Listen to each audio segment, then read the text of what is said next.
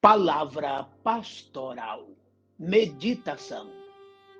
Meus amados e queridos irmãos, companheiros, amigos, a paz do Senhor.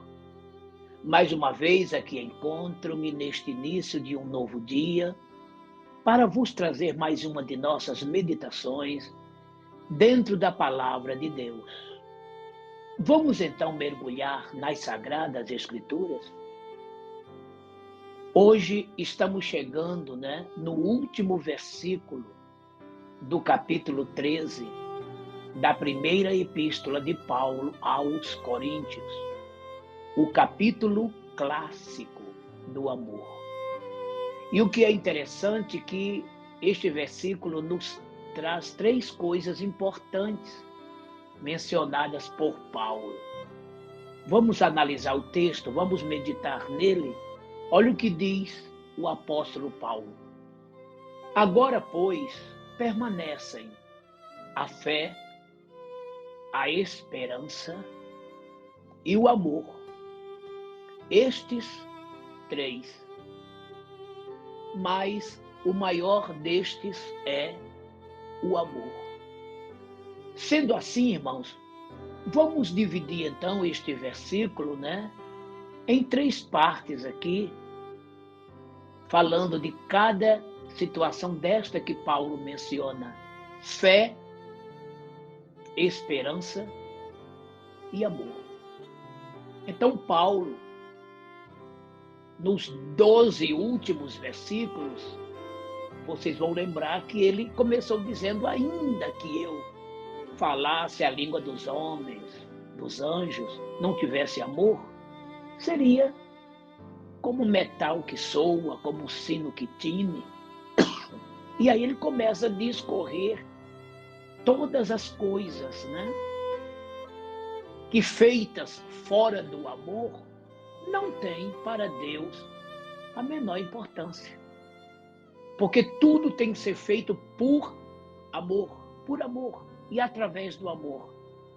Se não houver o verdadeiro amor naquilo que fazemos, aí a coisa se torna meramente uma troca de interesses, holofotes, vitrines e etc.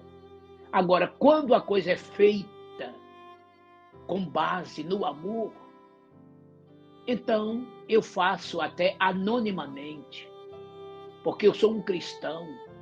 Eu não preciso demonstrar ao público o que eu estou a fazer. Então, Paulo mostra o que é um verdadeiro cristianismo com amor. E aqui, por fim, que será assunto, para o final, lá para sexta-feira, o amor, Aqui ele está dizendo: mas agora, pois, permanecem. Quer dizer, todas estas coisas que ele mencionou passarão, mas aqui ele está dizendo: agora, pois, permanecem a fé, a esperança e o amor. Estes três. Mas o maior destes é o amor. Então, queridos, a fé permanece. Vamos hoje meditar sobre a fé. Esta fé, precisamos dela, porque ela atua em todas as áreas da nossa vida, a começar pelo lado natural das coisas. Poderíamos aqui até chamar de fé natural, que gera uma confiança natural. É aquela confiança comum que você tem nas pessoas. É o marido que confia na esposa, a esposa no marido, os filhos nos pais e vice-versa. Se você vai viajar, você, embora não conhecendo o motorista, mas você tem aquela confiança de que vai chegar seguro ao destino, No piloto do avião, enfim. Fé natural.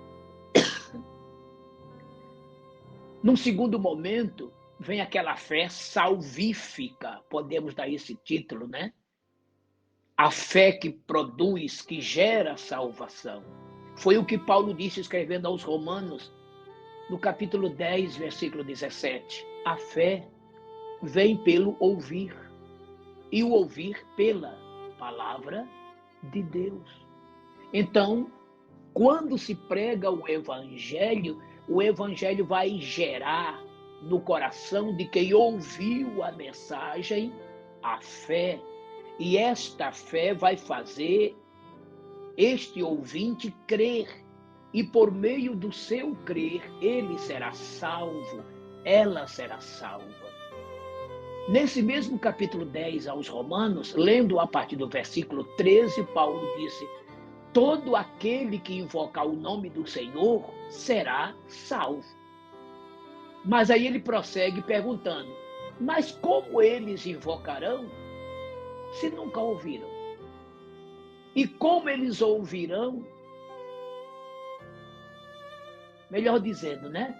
Como eles invocarão se nunca creram? Como eles crerão se nunca ouviram? Como eles ouvirão se não há quem pregue? E como eles pregarão se não forem enviados pela igreja? Veja que aqui é uma sequência, é uma cadeia. Invocou é salvo, mas para ser salvo tem que crer. Mas para crer tem que ouvir. E para ouvir tem que ter alguém que pregue. E para que tenha alguém que pregue, esse alguém tem que ser enviado, mandado. Não é interessante, irmãos? Então a fé produz crença em quem ouve. Isso gera salvação. É lindo demais isto, né? E uma vez salvo agora, uma vez salva, você vai viver pela fé, através da fé. Isso já começa lá no Antigo Testamento. Abacuque chegou a falar disso. Leia Abacuque 2:4. Enquanto o pecador tem o seu coração orgulhoso, soberbo, disse Abacuque, mas o justo viverá pela sua fé. Que coisa linda, né? Agora, Paulo escrevendo também aos Romanos, no capítulo 1, versículos 16 e 17, ele disse assim: não me envergonho do evangelho de Cristo, que é o poder de Deus para a salvação de quem crer, primeiramente dos judeus, depois do grego. E no versículo 17, quando ele diz, né, que através dele, Jesus, nos vem a justiça, né? E o justo, conforme está escrito, o justo viverá pela fé. Paulo está citando aqui, né, Abacuque 2:4.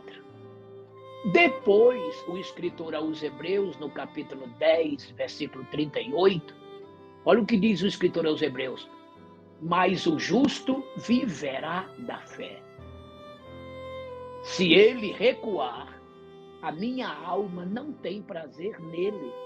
Então o justo, pela fé, ele avança em direção ao céu, ele nunca recua. E no capítulo seguinte da Epístola aos Hebreus, que é o 11, versículo 1, o escritor já abre o texto dizendo: ora, a fé é o firme fundamento das coisas que se esperam e é a prova das coisas que se não veem. O que quer dizer isso? A fé é o fundamento, é o alicerce de uma realidade futura. É pela fé que você está alicerçado num futuro que te espera. Você está alicerçada numa eternidade que te espera. Mas enquanto essa eternidade não chega, e aqui você está, e tudo você conhece só parcialmente, incompletamente, aí o escritor diz: mas esta fé, ela é a prova, é o documento, é a garantia de uma eternidade que você ainda não está vendo. É a prova das coisas que se não veem. Não é lindo isso? E Judas, o apóstolo Judas, preocupado com os falsos mestres que queriam deteriorar a fé dos irmãozinhos daquela época, ele disse assim no versículo 3, Judas só tem um capítulo, né? Versículo 3, ele chegou até a dizer, falando bem popularmente, amados, eu ia vos escrever, fiz projeto para vos escrever sobre a nossa salvação comum. Porém, agora eu estou sentindo que devo vos escrever para vos exortar, para que vocês batalhem, lutem em prol da fé que uma vez foi entregue aos santos. Ele queria dizer, não abandones esta fé por motivo algum. Tome cuidado. Então, amados, esta fé, ela é imprescindível em nossas vidas. É ela que gera a nossa salvação. Aí voltamos a Paulo outra vez, né? Paulo, que foi o maior teólogo do Novo Testamento e que deixou tão preciosos tratados para nós gentios. Ele escrevendo aos Efésios, no capítulo 2, versículos 8 e 9, ele disse, porque pela graça sois salvos, por meio da fé. Isto não vem de vós, é dom de Deus. Não vem das obras, para que ninguém se glorie. Efésios 2, 8 e 9. Pela graça sois salvos, por meio da fé. É Deus que nos dá esta fé, para que creiamos nesta graça que é Jesus, e pela graça sejamos salvos. É somente pela graça que somos salvos. É somente pela fé que somos salvos. É somente pelas Escrituras que somos salvos. É somente por Cristo que somos salvos. E tudo isto para a glória de Deus. Foi os 5 pilares que Lutero escreveu, defendendo as 95 teses do dia 31 de outubro de 1517, Reforma Protestante. Meus amados, e esta fé que nos dá salvação, em seguida ela atua nos dons espirituais, nos dando poder para curar enfermos, nos dando condições de profetizarmos segundo a medida desta fé. Paulo escreveu isso, Romanos 12, 6 em diante. Para tudo, precisamos ter fé para agir. Lá em 1 Coríntios 12, versículos de 8 a 10, você vai encontrar a fé na relação dos dons espirituais. É o terceiro dom nesta escala. Mas os 9 são a palavra da sabedoria, a palavra da ciência, o dom da fé, dons de curar, operações de maravilhas, profecias, dom de discernir os espíritos, variedade das línguas e interpretação das línguas. Repetindo o texto, 1 Coríntios 12, de 8 a 10. Então, a fé te leva a Deus. A fé te dá a revelação da sabedoria, da ciência, o dom de discernir os espíritos. A fé faz com que você se torne um homem poderoso, uma mulher poderosa nos dons de curar, na operação de maravilhas. E Paulo diz, né? Aquele que profetiza seja segundo a medida da fé. Olha, até para profetizar tem que ter fé, para falar línguas estranhas, para interpretar essas línguas. E também a fé está lá no fruto do Espírito. Gálatas 5:22 está escrito assim: o fruto do Espírito é amor, gozo, paz, longanimidade, benignidade, fé, mansidão e temperança. Numa tradução tem fé, em outras tem fidelidade. A raiz é a mesma. Veja, a fé atuando nas áreas natural da nossa vida. A fé atuando na nossa salvação. A fé atuando na nossa vida cristã. O justo viverá da fé.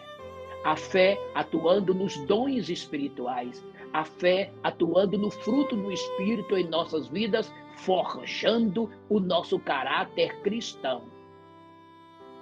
Por que tudo isso? Porque esta fé é dom de Deus. E você lendo Hebreus 12, 1, aliás, versículo 2 também, né? Principalmente o 2. Mas podemos citar aqui os versículos 1 e 2 do capítulo 12.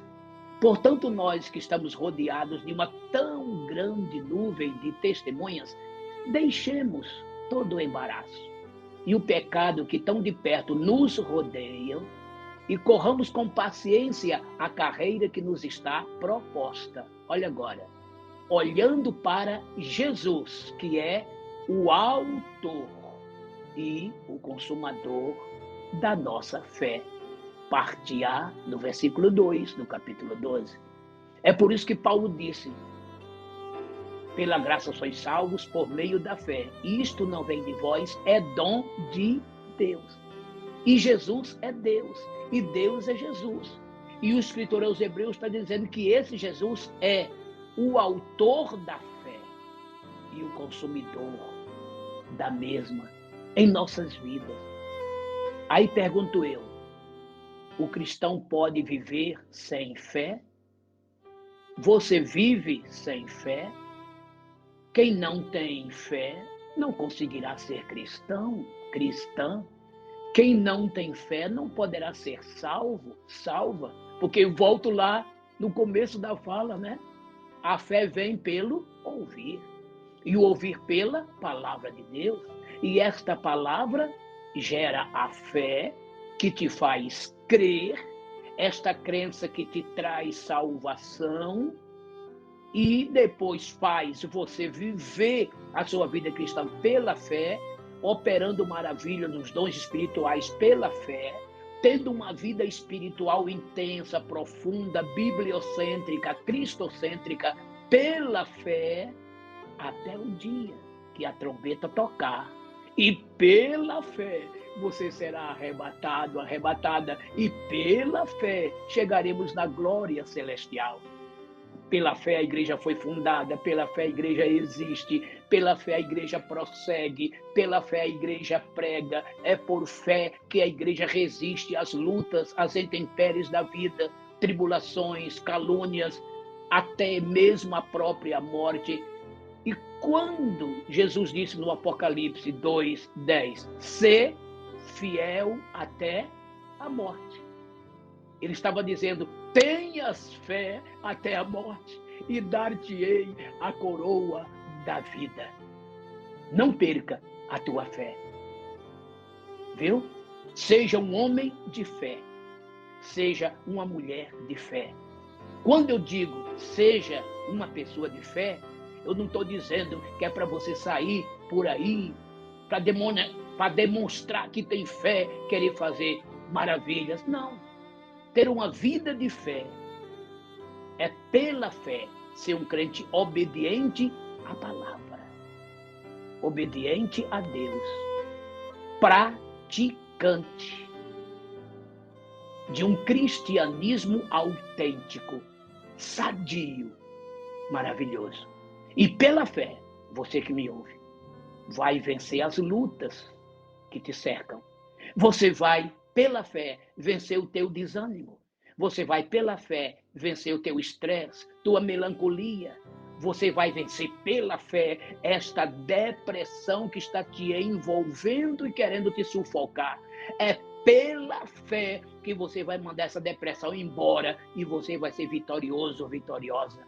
É pela fé que você vai vencer esta calúnia que te fizeram. É pela fé que você vai conseguir compreender os que não te compreendem. É pela fé que você vai amar aqueles que te odeiam, que não gostam de você. É pela fé que você vai procurar sempre promover harmonia, união em meio à comunidade que você vive ou por onde você andar. É pela fé que a tua luz brilhará, iluminando a escuridão ao teu redor. É pela fé que você vai ser sal da terra para temperar e conservar a boa conduta moral, não só da tua vida, mas da tua família e de todos que te cercam. E pela fé, em breve, tudo isso chegará ao final, você vencerá, ouvirá o toque da trombeta e para o céu subirá. E para que você lembre-se bem disso, eu quero te dizer o que Paulo disse. No final da sua carreira, combati o bom combate. Preste atenção agora. Acabei a carreira. Mas como ele finaliza? Guardei a fé. Oh, aleluia!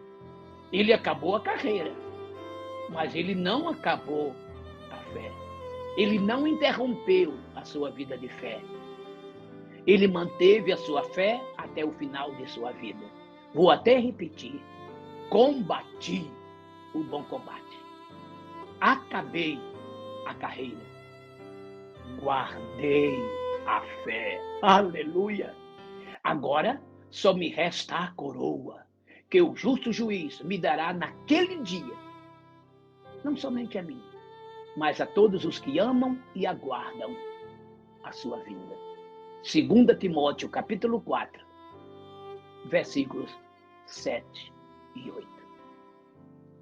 E a sua fé se torna tão viva que ela vai produzir obras salvíficas em sua vida. Muita gente confunde.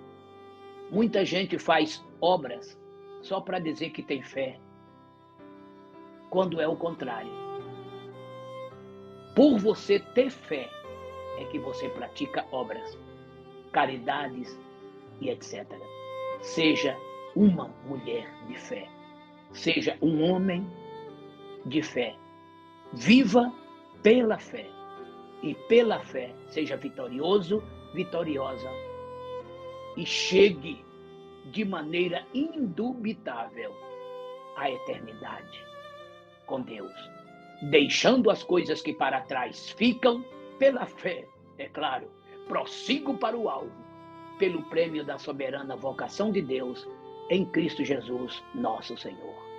Agora, pois, permanecem a fé, a esperança e o amor. Esses três, mas o maior destes é o amor. Pense nisto. Deus te abençoe. Meu Deus e Pai, receba a nossa adoração, gratidão e louvor. Que a fé esteja sempre, ó Pai, operante em nossas vidas, em todas as maneiras, em todos os sentidos. Dá-nos a tua graça e a tua bênção. Cura os enfermos e soluciones os problemas. Dá-nos fé em Ti para que tudo isto consigamos, meu Senhor. Tudo isso eu te imploro no precioso nome de nosso Senhor Jesus Cristo. Amém. Eu sou o pastor Mário Souza, que te deseja um maravilhoso dia. Receba o meu afetuoso abraço e a paz do Senhor.